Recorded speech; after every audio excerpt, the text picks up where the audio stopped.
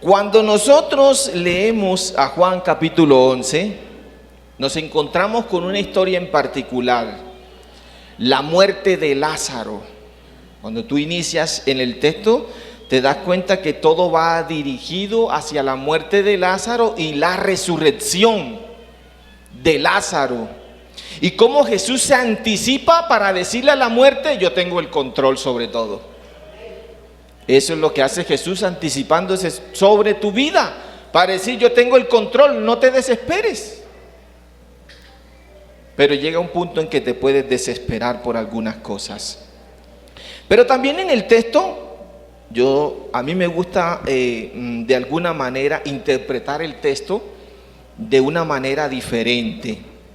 Y por eso te voy a hablar de las ironías que hay en el texto. Y quiero que tú medites sobre esas ironías. Es curioso, pero desde el versículo 45 hay ironías. ¿Y qué es una ironía? Es un modo de expresión o figura retórica que consiste en decir lo contrario de lo que se quiere dar a entender. Es una situación o hecho que resulta ser totalmente contrario a lo que se esperaba. Y con esto apunto hacia la profecía de Caifás y lo que él tenía que hacer como sacerdote. Y esa gran ironía es la que nosotros vamos a meditar como hijos de Dios.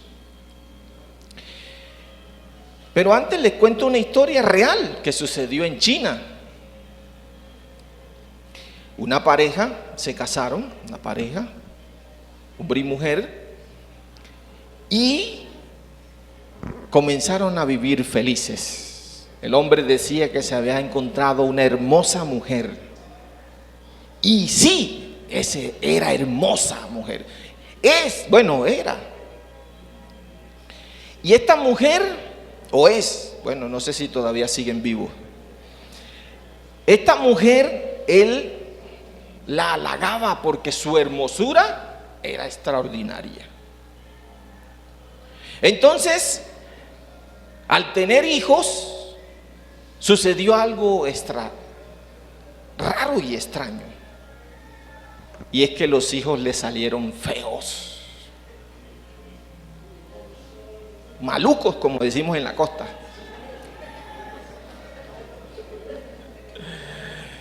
Si tú miras a tus hijos y dices que son feos, no culpes a tu cónyuge, cúlpate a ti mismo. Sí. Porque muchas veces el cónyuge culpa: es que mi hijo es así por ti. Y ese es el grave error, esa es la ironía de la vida. El tipo, cuando ve sus hijos feos creciendo, estos hijos no son míos, ¿y qué pasa? Que fue y buscó la historia con sus padres y le mostraron fotografía de la mujer. Y qué mujer de fea, Dios mío. Sino que ella se había hecho cirugías para verse hermosa. Los jóvenes que están aquí, cuando vayan a buscar a su cónyuge, es bueno que vayan y visiten a la niña sin maquillaje. Sí, es bueno. Y que la jovencita visite a ese joven también, estando en ropa, qué sé yo, en mocho, para que mire el aspecto físico. ¿Y sabe qué sucedió? El tipo demandó a la mujer. Esa es la gran ironía de la vida. Demandó. Y el juez le dio la razón. La ironía es que él demandó y no sabe. Él sabe que los hijos son de él, porque el ADN muestra que son de él. Pero él demandó porque se sintió engañado. Esa es la ironía. Y por eso necesito que tú reflexiones en cuanto a eso. Porque a veces tú crees que Dios se siente engañado. No, tú eres el que te sientes engañado practicando el pecado. Y esto es grave porque eres hijo de Dios. Y bien grave. Sin santidad, lo dice la palabra. Juan ha situado la culminación del ministerio de Jesús en este relato, creando una conexión desde el inicio con la última de las señales. En el capítulo 11 es la última señal de Jesús, diciéndole al pueblo judío que Él vino para dar vida. ¿Cuántos dicen amén? Además, se resalta en el texto cómo la oposición intenta ejercer y detener la actividad ministerial de Jesús por causa de las señales que Él hacía. Este pequeño resumen es de un ensayo que hice como de 4 páginas. En el contexto geopolítico encontramos a los judíos, los opositores, los judíos, no todos, algunos, los fariseos, el sacerdocio en el Sanedrín y el sumo sacerdote llamado Caifás. En ese texto que le leí, del 47 al 45. 3 personajes, en el contexto geopolítico: los judíos, los fariseos, el sacerdocio en el Sanedrín y el sumo sacerdote. Y en el capítulo 11, versículo 51 al 53, es donde yo resalto la ironía en el texto. En este capítulo 11 se presenta y deja en claro que la resurrección de Lázaro es una causa inmediata para la muerte de Jesús. Por haber resucitado a Lázaro, estos hombres planearon y dijeron: a este tipo hay que matarlo, porque hace grandes señales, y si sigue así nos va a dejar tirado por el suelo. Cuando usted lee el contexto, por eso yo le estoy dando el contexto y usted lo va a leer en su casa. Desde el inicio, la intención de matar a Jesús es pronunciada porque Él profanaba el día de reposo. Capítulo 5, verso 18, afirmaba que Dios era que Dios era su Padre. Capítulo 7, versículo 1, que Él era el pan de vida que descendió del cielo, sabiendo que el pan de vida era del Antiguo Testamento y no era Él. Capítulo 8, versículo 40, que Él es el pastor que da la vida por las ovejas. Capítulo 10, versículo 11, y que el Padre y Él son uno solo. Blasfemo. Por ende, el resultado final es dejar claro que hay que darle muerte a Jesús. Él debe morir, dijeron los del Sanedrín, debe morir.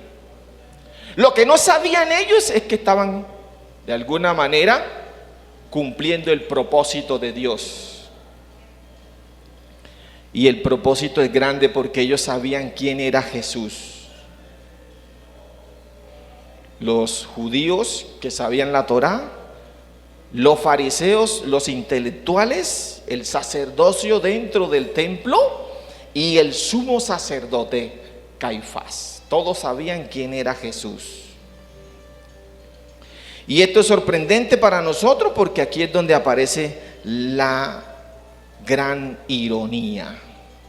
Lo voy a decir, lo voy a pronunciar y usted lo va a parafrasear en su casa. Léalo bien y corríjame si estoy equivocado, porque es necesario también que usted me corrija. Yo puedo equivocarme.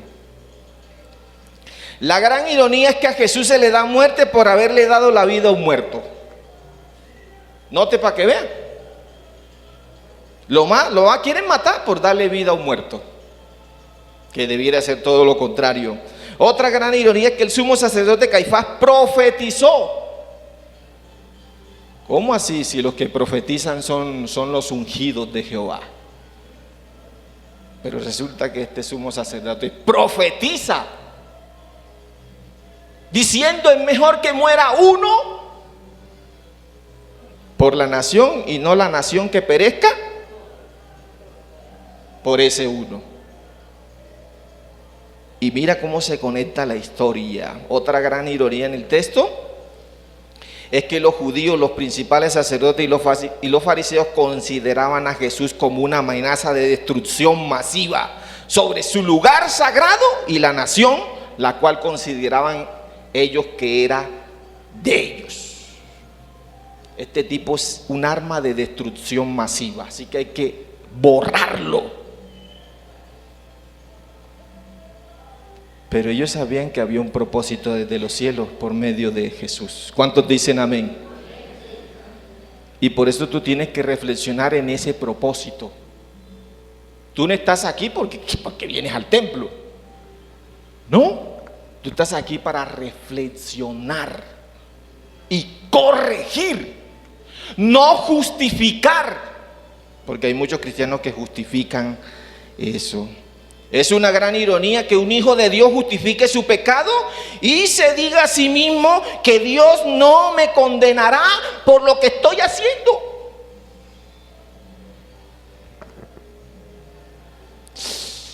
Es un grave error cuando tú justificas el pecado diciendo que Dios no te va a condenar. Y tienes toda la razón, Dios no te va a condenar. Ya tú te estás condenando.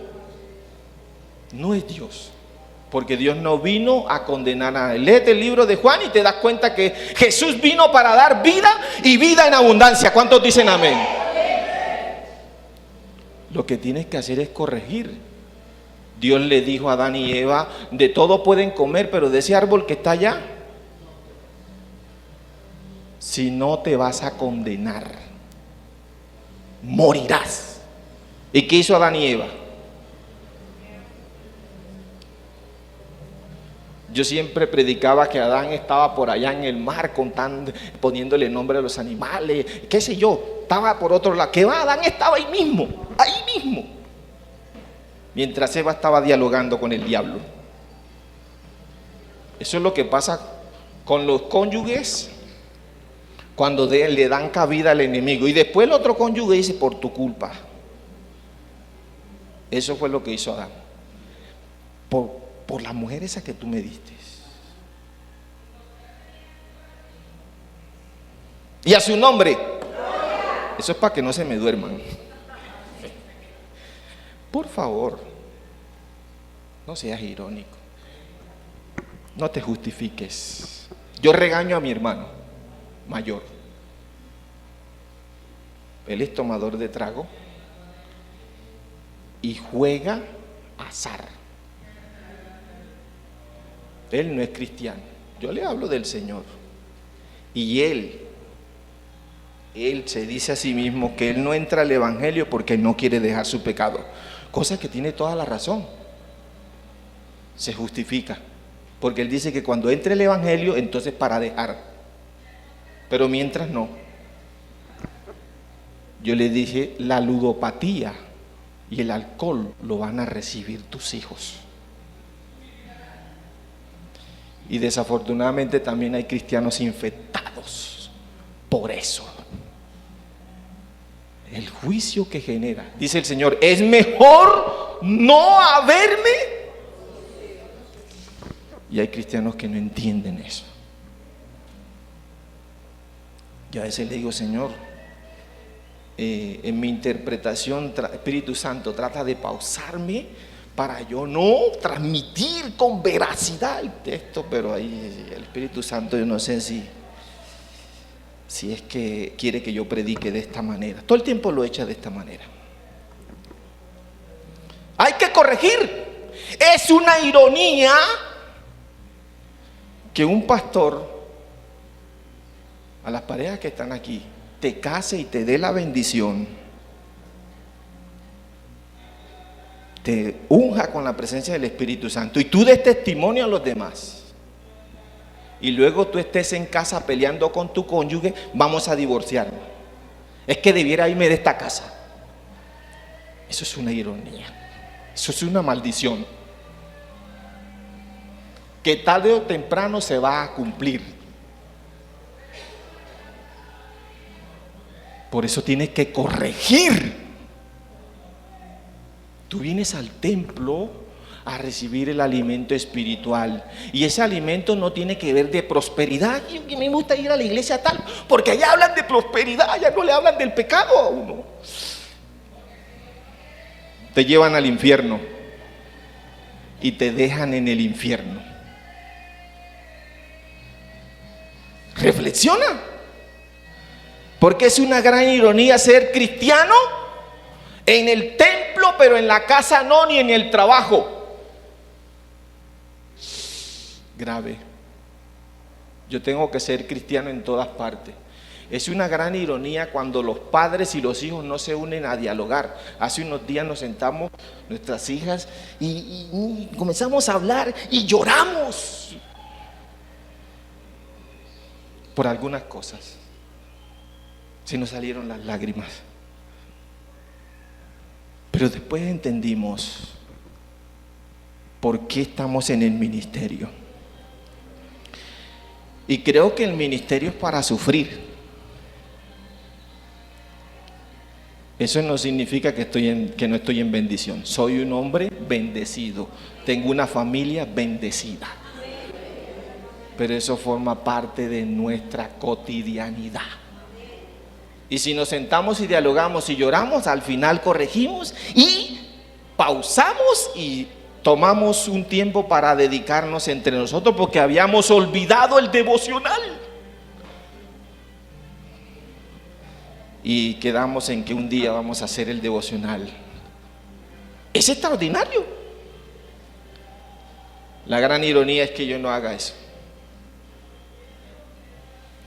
O que no nos reunamos en familia. Hay padres que se odian con sus hijos, odian a sus cónyuges, odian a todo el mundo.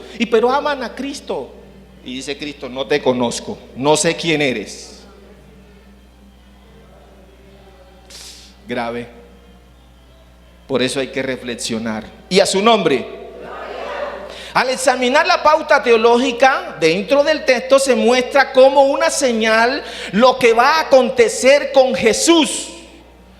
Y no hay sentido teológico sobre la obediencia de Jesús sin el horizonte, sin el hilo conductor de la voluntad del Padre. Es nuestro Padre Celestial quien ha entregado a su Hijo amado Jesucristo para salvarnos. ¿Cuántos dicen amén?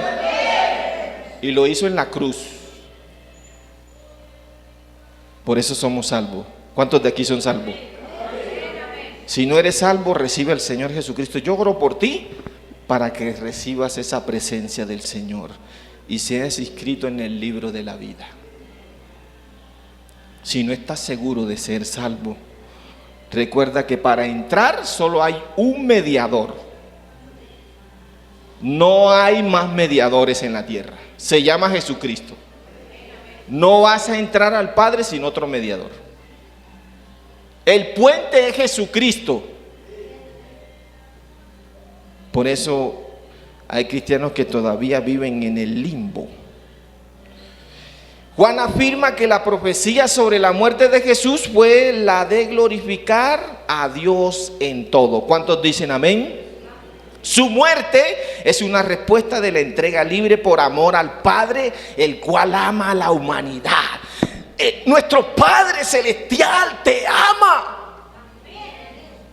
Jesús te ama. La presencia del Espíritu Santo te lo dice una y otra vez. Pero la Biblia dice que el que practica el pecado es de quién. Y la simiente, el ADN de la presencia de Dios no circula dentro de esa persona, porque practica el pecado. Eso lo sabemos tú y yo, y eso lo dice Juan en sus cartas. Juan es extraordinario porque cuando Juan escribe estaba chamuscado en una isla, quemado. Y el Señor le dijo: Juan, escribe. Y Juan dijo: no, Juan, enseguida, ¿dónde está el lápiz? Y yo me imagino cómo escribiría si yo me quemé aquí en 2º grado y no podía casi ni moverme. Ahora se imagínese Juan quemado el 90% de su cuerpo, sus brazos, y ¿cómo iba a escribir? Pero el Señor le dijo: Juan, ponte de pie y escribe. Él no le dijo: te voy a traer unos médicos, espérate un momentico, yo te traigo unos médicos. No. Juan ya sabía que había que padecer por Cristo. Tú y yo sabemos eso. Para los que aspiran ministerio. El jueves aprendíamos algo interesante. Y es que el Señor no llama gente desocupada. Así que si tú dices, no, es que yo casi no puedo estar en la iglesia porque yo no puedo acudir a este ministerio porque es que yo, dile al Señor la verdad. Porque entre más estés ocupado es cuando el Señor te llama. Cuando más estés ocupado es cuando el Señor te está llamando. Te voy a poner un ejemplo. Mateo, el Señor pasó. Mateo, sígueme. Mateo estaba trabajando, estaba camellando, ¿no? Entonces Mateo se paró y dijo, lo sigo. El texto dice así.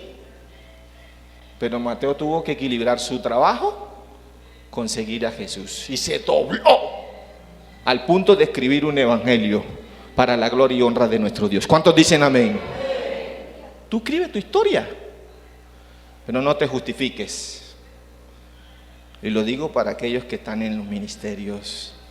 Y les bendigo en el nombre de Jesús porque no es fácil, no es fácil. Pero tampoco es difícil. ¿Cuántos dicen amén? Y aquí viene lo interesante. Porque la profecía del sumo sacerdote Caifás es significativa en el texto. Es significativa. Cuando tú lees el verso 51 te das cuenta que hay una oración que dice, y no lo dijo por su propia iniciativa, lo que significa de que había alguien externo que le había dicho, comunica esta profecía. Y ese era Dios.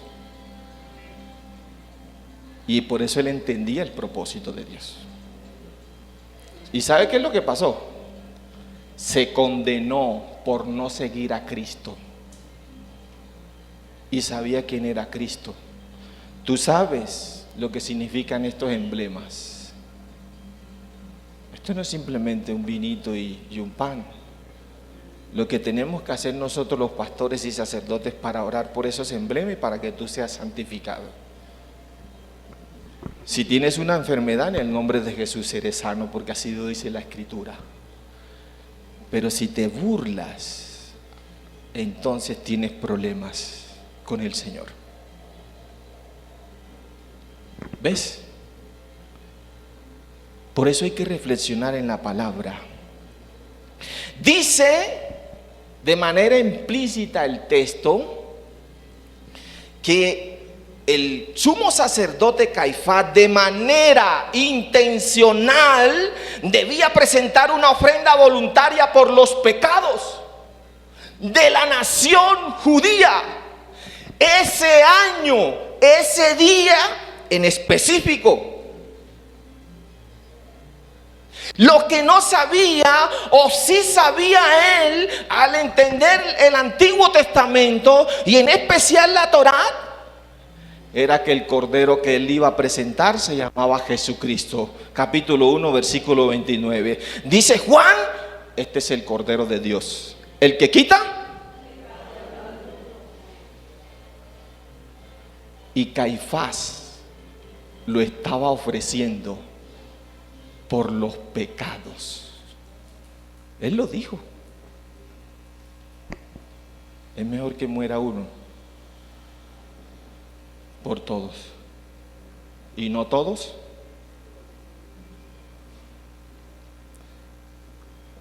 Pensando en su beneficio. Y con esto yo quiero que tú reflexiones, padre de familia. Porque desafortunadamente, hijos que están aquí, desafortunadamente hay padres alcahuetas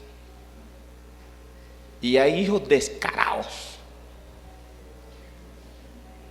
Cuando yo inicié aquí en el ministerio como al año, yo no sabía, yo prediqué no sobre esto, pero prediqué sobre los padres de familia y el Espíritu Santo dio en el blanco. Y una mamá se fue de aquí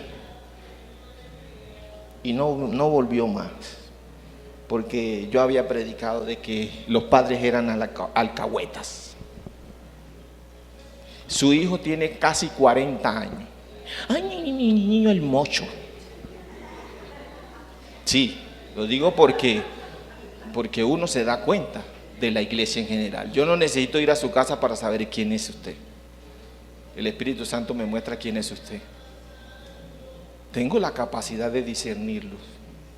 Cuando estoy dialogando con usted, de qué manera está hablándome, si me miente o no, para decirle: Espíritu Santo, perdona, acaba de decir. Oh Espíritu Santo, ha confrontado y ha manifestado la verdad. Te pido, Señor, y lo ayudes. Eso es lo que yo hago como sacerdote conectado en la presencia de Dios. Entonces esta mamá se fue y el hombre casado, claro, el hombre no camella, no hace nada, no camella por ahí de vez en cuando, y se fue, no volvió más nunca. Por ahí me saluda, pero ella no sabe que yo sé. Y a su nombre. La profecía del sumo sacerdote es significativa porque ya él sabía sus funciones. El sumo sacerdote sabía su responsabilidad. Al leer capítulos 16 del libro de Levítica, dice que el sumo sacerdote hará expiación por el altar, hará expiación por la tienda, hará expiación por el tabernáculo, hará expiación por la asamblea, y por último dice, hará expiación por los pecados de Israel. Presentará un animal y le dirá a Yahvé: perdona al pueblo. Hoy, a través de estos emblemas, yo hago expiación presentándote a Cristo una vez más. Y tú tienes que reflexionar, porque de eso se trata la Escritura. Y algo interesante en el texto es que el sacerdote debía hacerlo ese día cada año. Y las Escrituras tienen un hilo conductor desde el Génesis hasta el Apocalipsis para mostrarte la verdad. ¿Y cuál es esa verdad? Lo dice en Juan 14:6. Él es el camino, es la que lleva a la cruz. Él es la verdad, es la de la cruz. Es la vida, la que se despoja en la cruz. Cuando tú manifiestas el texto, tú te das cuenta la importancia que dice Jesús cuando dice yo soy. Y el yo soy identifica la salvación en medio de nosotros. El yo soy te purifica y te pecados. ¿Cuántos dicen amén? Pero la gran ironía es que hay personas que siguen pecando. Y pecan una y otra vez, una y otra vez. Así como el sumo sacerdote tenía una responsabilidad de presentar ese día un sacrificio por los pecados de la nación judía, así tú tienes una responsabilidad, porque Juan dice en Apocalipsis que nosotros somos constituidos reyes. ¿Tú sí haces expiación por los pecados? Esa es la pregunta que muchas veces nos hacemos. Si difícilmente pasa un justo, ¿qué se queda para el pecador? Y tú no puedes estar en la colada de los pecadores. No puedes estar ahí colado. Tienes que salirte de ahí. ¿Cuántos dicen amén? Porque de eso se trata la reflexión. Cuando tú lees las Escrituras te das cuenta que en el capítulo 11 Jesús da vida, y vida en abundancia, mientras los pecadores planearon por dar vida. Cuando tú planeas matar a Jesús es cuando tu comportamiento, tu testimonio en casa no está bien. De alguna manera están matando a Jesús. Nuevamente. Qué tristeza. No debe ser así. Si no, si Jesús se aparece en este momento, quizás me sentiré un poquito mal al ver que la mitad de la iglesia se me quede, o el 80, o el 90. Tal vez le digo a Jesús: Señor, déjame otro rato porque necesito seguir transmitiendo tu palabra. Pero como yo sé que todos se van, ¿cuántos dicen amén? Entonces estamos listos y preparados para desechar el pecado. Corrige. Corregir. La gran ironía es cuando no se corrige. ¿De qué te sirve leer la Biblia si no corriges? ¿De qué te sirve? No te sirve de nada. ¿De qué te sirve imponer las manos un momentico y seguir siendo el mismo perverso? Y la palabra perverso significa pecador y se relaciona con muchos términos que para nada son agradables dentro de la presencia de Dios. Dios es justo. ¿Cuántos dicen amén? Y la justicia tienes que practicarla tú. Yo le decía a mis hijas: su hermano mayor sabe todo nuestro comportamiento como padres, lo que le hemos enseñado como pareja, y eso están recibiendo ustedes también. Allá ustedes si deciden cambiar. Yo no sé si mi hijo mayor estará viviendo con alguna, yo digo que está viviendo con alguna muchacha y le dará pena traerla, digo yo acá. Pero allá él.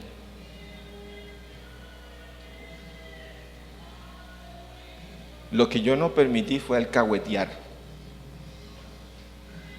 Cuando él vivía con nosotros aquí, yo le dije: tú no perteneces a ningún ministerio, pero necesito que los domingos cuando descanses entres a la iglesia y te goces en la presencia del Señor, porque tú sabes que eso.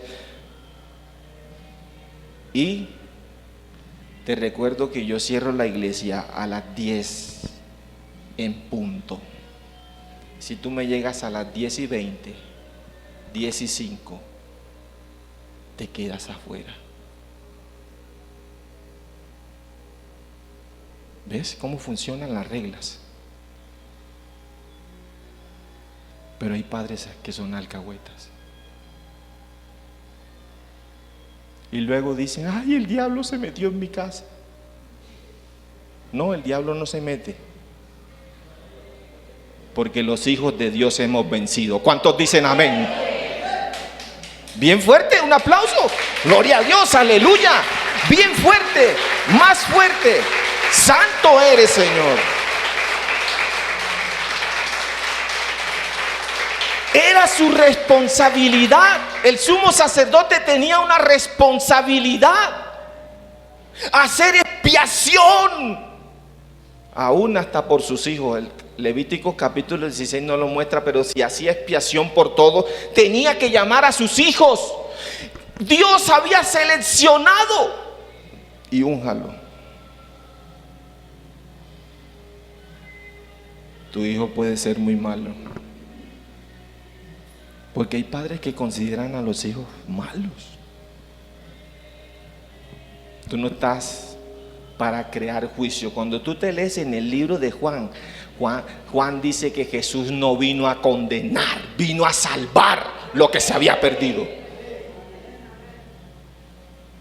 Entonces tú no estás para condenar a nadie. Déjale eso al Señor. Tú estás para ungir. Dice el libro de Hechos, que yo estoy interactuando con mi hija mayor sobre el libro de Hechos, que la iglesia cumple una función. No solamente los profetas, ni los sacerdotes, ni los pastores, sino la iglesia. Así como yo oro por los niños que están allá, y porque yo sé que esos niños que están allá, la mayoría van a ser hombres y mujeres de Dios. ¿Cuántos dicen amén? y los unjo a través de la oración. Tú también tienes que hacerlo. Aún más si son tus hijos. Imponle las manos y dile: te bendigo en el nombre de Jesús. Pero ¿sabe cuál es la gran ironía? Que no tengas la autoridad y que tu pecado te corcome para no bendecir. ¿Y quién es el que vive? Los noto pensativos. Mire, el diablo es puerco. ¿Cuántos dicen amén? Lo digo porque así lo decía un hermano en la costa y me acordaba de los marranos. El diablo es puerco, pastor. Y es puerco porque no es normal que venga el grupo de alabanza a ensayar y todos los instrumentos, pero cuando estamos en la adoración se descontrole. Y no es normal, yo porque no quiero llamar a las autoridades,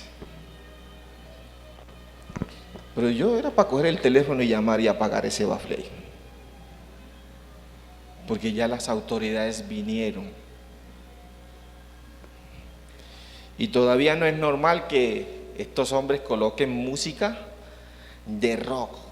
Eso me lleva a la juventud. El diablo es puerco.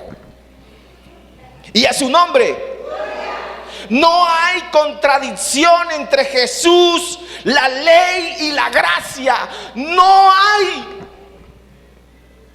Todavía hay cristianos peleando por eso. ¿No? ¿Cómo manifiesto yo la Trinidad en el Evangelio? ¿Porque 3 son los que dan testimonio en el cielo? No, ese es un texto adherido. Ese no está en los pergaminos. ¿Porque bautizamos en la Trinidad? No, porque ese texto está adherido, no está en el original, no está en los pergaminos. ¿Por qué? Porque de tal manera amó Dios al Padre que envió a su Hijo unigénito. No, porque está adherido, no está en el texto original. Entonces, ¿cómo manifiesto yo la Trinidad? Simple y sencillo. Cuando tú te lees el capítulo 1 de Juan, entiendes claramente que ahí está la Trinidad. Y a veces nos ponemos y nos dejamos convencer de algunas falacias. Yo creo que la misma palabra dice escudriñar, pero pronúncialo fuerte: escudriñar. ¿Porque qué? Exacto. Claramente, léete el capítulo 1 y ahí está la Trinidad. Eso me hace acordar una vez que se congregaba aquí un hermano con nosotros, y es curioso porque se duró como 1 año con nosotros y después trató de corregirme a mí, y después entendí que él era unitario. Y después un día me lo encontré en el bus y me dijo: pastor, yo necesito conversar con usted sobre la Biblia, yo le dije: sí, sobre la Trinidad. Sí, bueno, ves a la iglesia, te espero en la iglesia, por favor te llevas un Nuevo Testamento en griego al español, y si tienes un diccionario en hebreo, llévatelo, y con mucho gusto nos vamos a sentar a dialogar. Todavía lo estoy esperando. O sea, si nosotros no conocemos la Escritura, entonces tenemos un grave error: no conocemos a Cristo. Y eso pasa cuando nosotros vivimos como bolas de ping-pong. ¿Sabes qué es una bola de ping-pong? Tira una bolita de ping-pong en la sala y verás que esa bola de ping-pong cae en el lugar más malo cuando deja de rebotar. Eso le pasa a algunos cristianos. ¿Y quién es el que vive? Y a su nombre. Dice la palabra de Dios que de manera intencional, voluntaria, Caifás presentaría un cordero por los pecados de la nación. ¿Cuántos dicen amén? Y ese cordero, dice Juan, que es el cordero de Dios, el que quita. Y él lo estaba ofreciendo de manera intencional. ¿Es mejor que muera uno? Fíjate cómo lo ofreció. Conociendo la verdad de quién era Cristo, dejó que su orgullo y su posición dañara su vida. Yo no sé, seguramente se perdió Caifás, no sabría decirte, pero según el texto está más perdido que embolatado. Versículo 49 al 50, Caifás dijo, ustedes no saben nada, conviene mejor que un hombre muera por la nación que la nación por un hombre, porque los romanos vienen y van a masacrarnos por ese judío. Viene como arma de destrucción masiva a destruirnos el lugar sagrado, el templo. Por eso es que cuando tú lees la escritura te das cuenta que el templo es Jesús. Y esto es una casa de oración, pero el templo es Jesús. Ahí es cuando te sorprendes en la escritura y entiendes aún más el propósito por el cual es que estás aquí. Si tú vienes a la iglesia, si tú estás aquí en este lugar, dice Jesús, esta es mi casa, casa de oración, necesito que ores, necesito que escuches, necesito que corrijas. Porque si no escuchas, no guardas, no corriges, entonces las maldiciones, ¿de qué? Y no solamente van a destruirte a ti, sino que van a destruir a tus hijos. Hasta la quinta generación. Eso es cuando nosotros no programamos a Cristo como el Dios Todopoderoso. Juan también aclara en el texto, diciendo que Jesús, y escúchame con atención, no solamente va a morir por la nación judía, versículo 52, sino que también va a morir por todos los hijos de Dios esparcidos en el mundo. ¿Cuántos hijos de Dios hay aquí? Y de eso se trata. Cuando tú recibes a Jesucristo como único y salvador, dice Juan en el capítulo 1 versículo 12 que la credencial, el pasaporte que te entrega el Padre es que a través de Jesucristo te da potestad para ser hijo de Él. Si ves cómo conecta la historia uno con otro, y el Padre y el Hijo se unen. Y ahora la bendición fluye sobre nosotros. ¿Cuántos dicen amén? Cuando tú lees el versículo 25 del capítulo 11, dice Jesús, yo soy la resurrección y la vida, y el que cree en mí, aunque esté muerto. Eso se refiere a los que están en el cementerio. Eso da referencia a nosotros muertos en delitos y pecados. Esto es interesante para nosotros porque creo que nos motiva a seguir avanzando en el propósito por el cual Dios nos ha llamado. Dice, el que cree en mí, aunque esté muerto, vivirá. Y todo aquel que vive y cree en mí no morirá eternamente. Ahora te da claridad. Tú sabes que nosotros vamos a morir. Eso no lo detiene nada.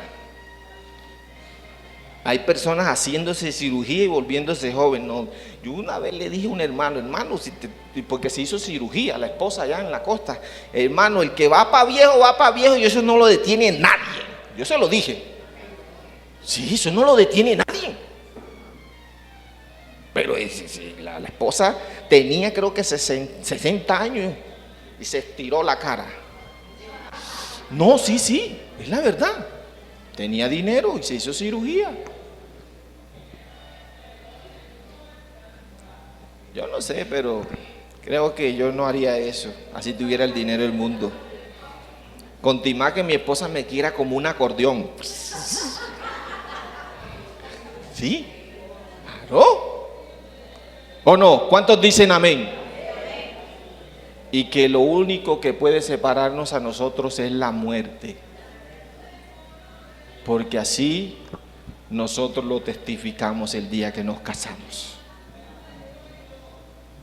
Y nos hemos enfrentado contra muchas cosas. Y el diablo ha querido separarnos. Pero está vencido para la gloria y honra de Dios. ¿Y sabes? Porque quizás nosotros nunca nos decíamos, ahora te voy a dejar, me voy a ir de esta casa. Yo recuerdo que un día, pero fue por molestar, no sé por qué discutimos en la cosa, y yo le dije, me voy a ir de esta casa. Yo le dije, me voy a ir de esta casa. Y para que te duela me voy a llevar al perro. Y teníamos un perro. Y ella me dijo, llévatelo, ni falta que me hace.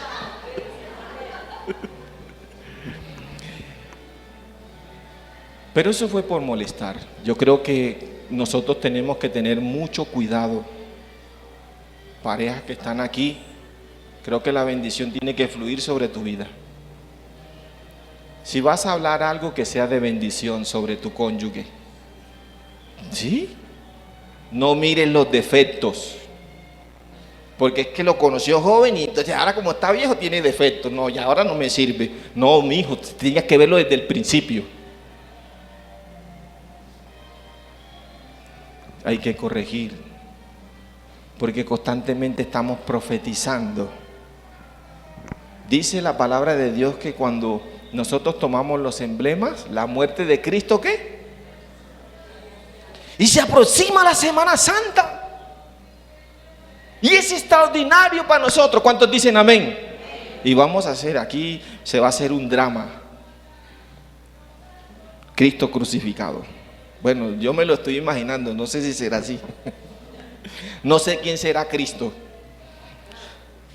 Y el que sea Cristo yo me imagino que va a sufrir, porque la latiguera que le van a dar de la puerta hasta acá, pues tiene que verse real o no, tiene que verse real. Sí, nos vamos a gozar la Semana Santa, creo yo. Bueno, eso se está planeando entre todos los líderes. Y que bueno, se unieron para mostrar algo que está en los evangelios y que tiene que ver con la salvación de la humanidad. ¿Cuántos dicen amén? Dice la palabra de Dios que el día del Pentecostés, ese día que ofreció el sacrificio, algo tan humilde llegó a Jerusalén. Humilde. Aprended de mí que soy, ¿qué dijo Jesús? Y vimos su gloria, dice Juan. Y vimos su gloria. Pero Juan no lo dice porque él ya sanaba enfermo, sino lo vio clavado en la cruz. Y vimos su gloria como la del unigénito, perdonando nuestros pecados en la cruz, ofreciéndose por nosotros. Esto me sorprende porque nosotros muchas veces condenamos al prójimo y creo que Dios tiene toda la razón para pulverizarnos. Dios puede chasquear los dedos así y desaparecernos, pero su amor por nosotros no tiene comparación a través de su Hijo amado Jesucristo. ¿Cuántos dicen amén? Algo tan humilde llegó y lo recibimos. ¿Cuántos de aquí recibieron a Jesucristo como único y Salvador? Vimos su gloria en medio de nosotros. Por ende, hay que entender que en el capítulo 14, versículo 6, Jesús es el camino.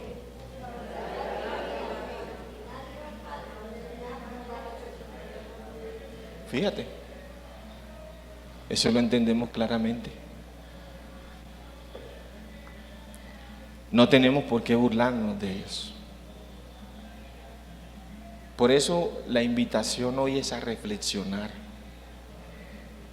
Yo no sé, mire, aún dice la palabra de Dios que el que sabe hacer lo bueno y no lo hace,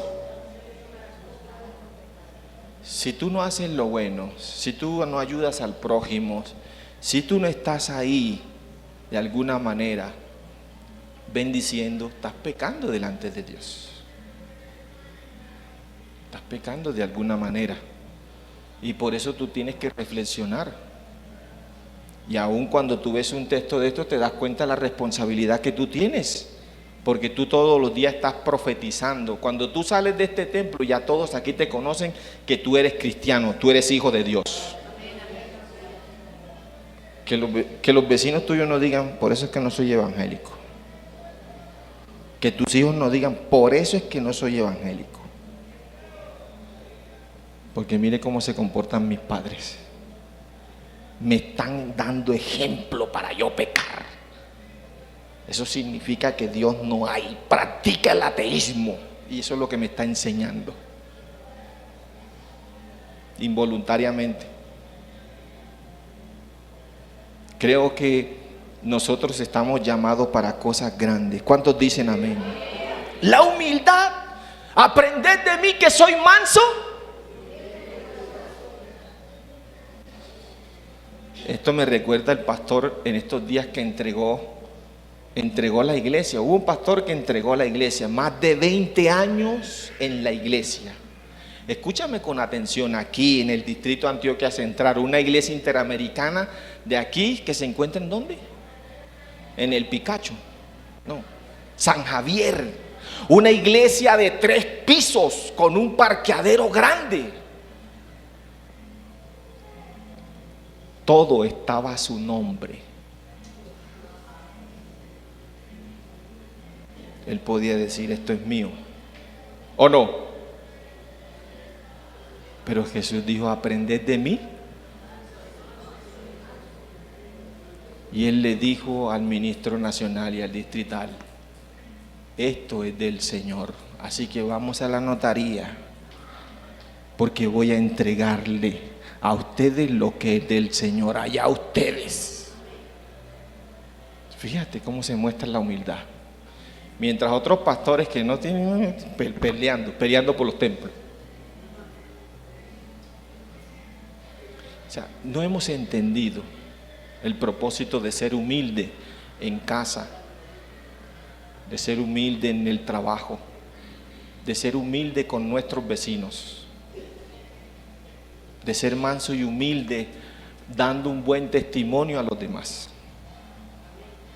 Y si lo hemos entendido es porque de alguna manera nosotros sí hemos contemplado la responsabilidad que el sumo sacerdote no contempló y que en última era su responsabilidad entregar un cordero para el perdón de los pecados. Yo le dije, Señor, gracias porque el sumo sacerdote entregó su ofrenda. Ya de ahí en adelante, si un sacerdote va a quemar un chivo o una oveja, eso es falacia y herejía. Y hay judíos contradictores que todavía siguen eso. Desafortunadamente, qué tristeza para aquellos cristianos que siguen a estos judíos. Dice la Biblia que si un ciego guía, ambos caerán ¿en dónde? Por favor, papá, mamá, corrige el comportamiento. Y yo hablo porque el Espíritu Santo de alguna manera me muestra cuando oro, cuando estoy orando, meditando en el Señor. De alguna manera el Señor me muestra que debo de alguna manera enseñarles a ustedes lo que la Biblia cada día quiere que ustedes corrijan. Si ustedes no corrigen, entonces habrán fracasados. Aquí dice la palabra que el complot para matar a Jesús fracasó. ¿Y sabe por qué fracasó? Porque cuando tú te vas al capítulo 20, de en adelante te das cuenta que Jesucristo resucitó. ¿Cuántos dicen amén? Tenemos un Dios que vive y reina por los siglos de los siglos. ¡Aleluya! Bien fuerte. Gloria a tu nombre, Señor.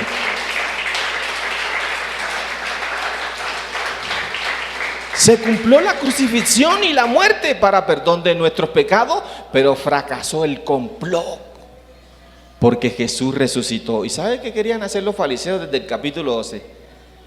Matar a Lázaro. A ese Lázaro hay que matarlo porque él anda dando testimonio por ahí. Hay que pegarle su matada. Léete desde el capítulo 11 en adelante y te das cuenta que es una historia interesante. Jesús, y la ironía del texto es que a él le dan muerte por darle vida a un muerto. Jesús te dio vida. ¿Y vida? ¿Cuántos de aquí están inscritos en el libro de la vida? Dice el Señor, y no borraré. Cualquiera te puede hacer pensar, y no borraré tu nombre del libro de la vida.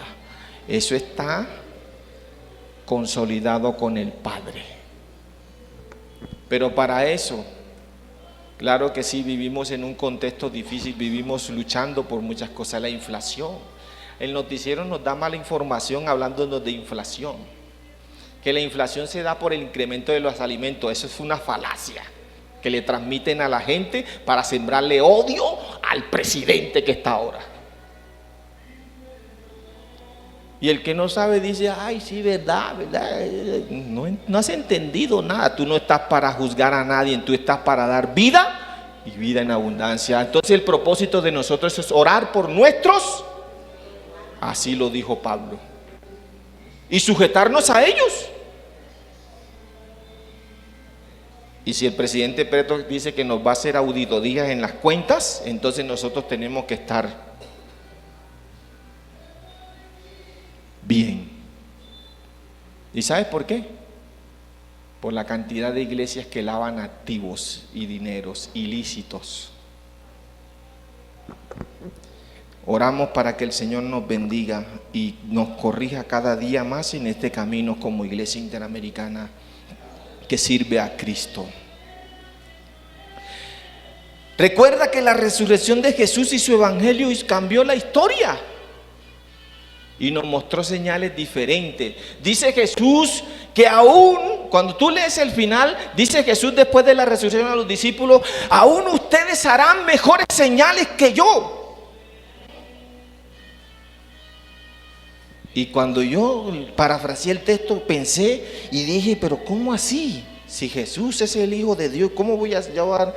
Y resulta que me encuentro en Hechos, se me escapa el capítulo, creo que es de los primeros capítulos, nos encontramos a Pedro sanando con la sombra de él. Y Jesús no sanó con su sombra. Jesús pasaba con su sombra y no sanaba a nadie. Pero en Hechos encontramos a un hijo de Dios sanando con la sombra. Fíjate el poder del Espíritu Santo sobre. Tu sombra tiene que sanar. Y sanar es sanar, porque así lo demanda el Señor. La ley y la gracia se unen y me dan vida. ¿Cuántos dicen amén? Por eso nosotros debemos decirle al pecado fuera en el nombre de Jesús. Ya no más. Si no, la situación cada día se va a complicar. Mire, iglesia, pensemos por un instante. Medellín está sufriendo un caos y ustedes no se han dado cuenta, o quizás algunos se han dado cuenta y no sé si están orando. Resulta y pasa de que hay frío, pero también hay un calor. Hay una combinación de los dos climas. Hay momentos donde tú sientes frío, pero de repente hay calor por la noche. ¿Qué está pasando? Eso pasa que tú tienes que estar preparado, Yo no sé mucho porque ahí está la ingeniera de medio ambiente, pero estoy más que seguro que estos dos climas, al unirse, pueden generar en la tierra terremotos. O sea que tú tienes que estar preparado. No estoy diciendo que en Medellín vas a ver un terremoto, no. No, pero estemos orando para que no. Estemos orando. El mundo está vuelto un caos, guerras por algunos lugares, el mar se está congelando por parte después que se estaba derritiendo, el mar se alejó de algunos países, Venecia se está secando.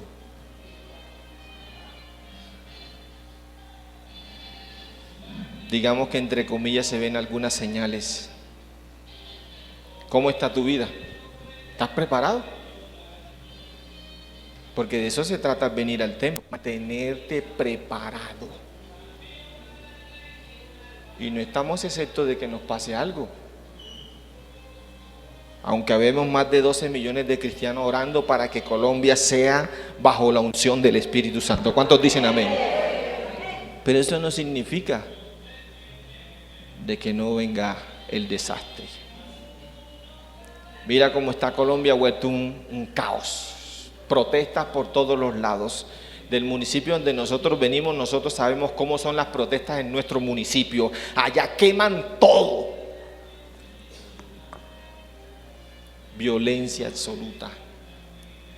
Dice el Señor que por haberse incrementado la maldad, ya no hay amor. Si la maldad se incrementa en tu corazón, ya no vas a sentir amor por tu cónyuge. No vas a sentir amor por tus hijos. No vas a sentir amor por los hermanos en Cristo. No vas a sentir amor por nadie. El rencor y el odio va a estar siempre sobre tu vida. Si la maldad se incrementa, hoy el Espíritu Santo nos manda a reflexionar. Jesús le dijo: Lázaro, no le dijo levántate, sal. Sorprendente. Había una multitud de personas. Lázaro. Y no lo dijo 3 veces, una sola vez. Que muchos se burlan por ahí de que Jesús dijo 3 veces. Y Lázaro salió envuelto con el sudario ese que le ponían. Y todo el mundo. Y enseguida los fariseos y enseguida los judíos contradictores. Este tipo vino a dañarnos todo el negocio que teníamos. Lo que significa que no transmitían salvación, no transmitían el verdadero evangelio. Y si no se transmite el verdadero evangelio, no hay salvación. Así que la regla de oro es que tú reflexiones y como persona resucitada en Cristo, entonces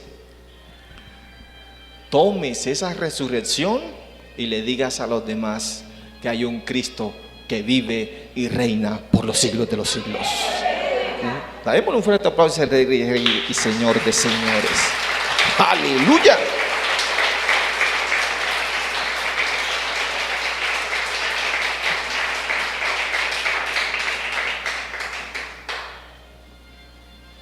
El salmo que leyó mi esposa, hay un versículo interesante.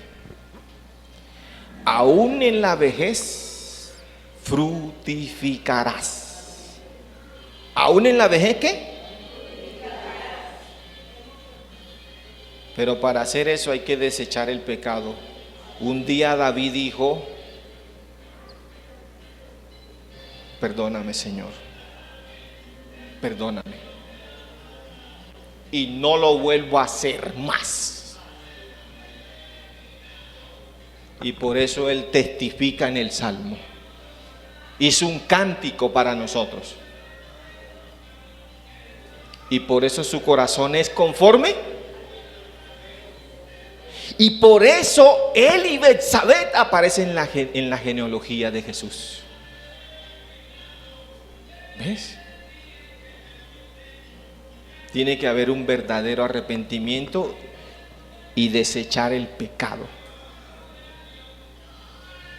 Fuera ira, enojo, palabras deshonestas, rencor, odio.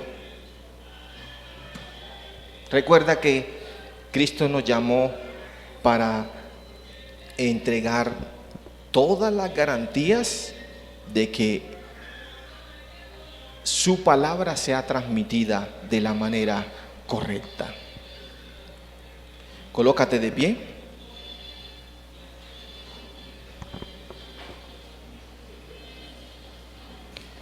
Dice el capítulo 11 en el verso 43. Y habiendo dicho esto, Jesús clamó a gran voz: Lázaro, ven fuera. Y el que había muerto salió, atadas las manos y los pies con vendas, y el rostro envuelto en un sudario. Jesús le dijo: desatadle y déjenlo ir, porque él va a testificar lo que yo he hecho. Por eso el Espíritu Santo te está diciendo, me está diciendo a mí: desatadlo y deja que la iglesia se vaya y pronuncie que Cristo vino para dar vida y vida en abundancia. Cierra tus ojos.